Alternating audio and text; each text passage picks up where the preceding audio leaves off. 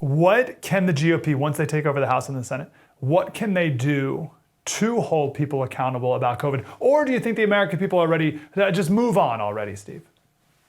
I can tell you this, the Republican base is not ready to move on by any reasonable stretch. I think there's segments of the Democratic base. On a given day, Mike, it's tough to tell whose podcast is this, Russell Brand or Steve Deace. We are living in an era where, you've got, Naomi Wolf, Clinton administration feminist, doing partnerships with Steve Bannon. This is an issue that crosses party picket lines, the devastation, and what's going on with these jabs as more and more of this stuff comes out. Just a daily basis now, someone died suddenly.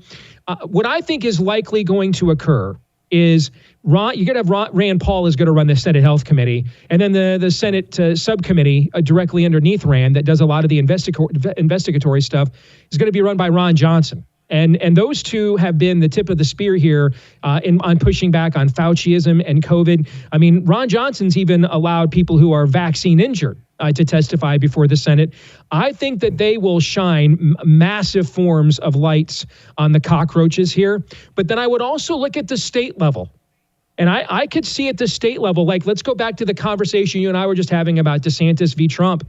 If I'm Ron DeSantis and I've got Joe Ladapo as my Surgeon General, who was one of the original America frontline doctors, I've got every political incentive in the world to just hand Joe Ladapo a blank check and say, you know what, go out there and investigate COVID-19 and its origins and the jab for me, and let's put it all on the record. You see, I don't know why a Kerry Lake in Arizona wouldn't do this. And so remember that the COVID restrictions, Mike, were imposed at the state level.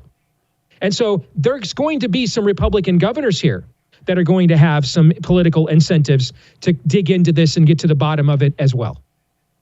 So I live in the opposite of Iowa. I'm in San Diego. And we're very worried here about, a lot of people are very worried about a vaccine mandate in California in order to go to school.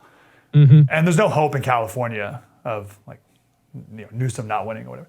Is there anything the federal government can do to prevent that from happening? Or do you say that that's a states' rights issue and states should be able to decide something like a vaccine mandate? I don't think, to quote Abraham Lincoln, no government has a right to do that which God says is wrong. This is a complete and total violation of any form of bodily autonomy in the history, in really the tradition of Western civilization, which is really just a fancy secular term for Judeo-Christendom. And we know and have known for well over a year the jabs do not stop the spread or infections. So any form of a medical exception that you might try to make that this is such an emergency and this stops the spread of the virus, that's thrown out the window. So you don't even get an opportunity to make a case about some emergency medical exception before we deal with the deeper constitutional questions here.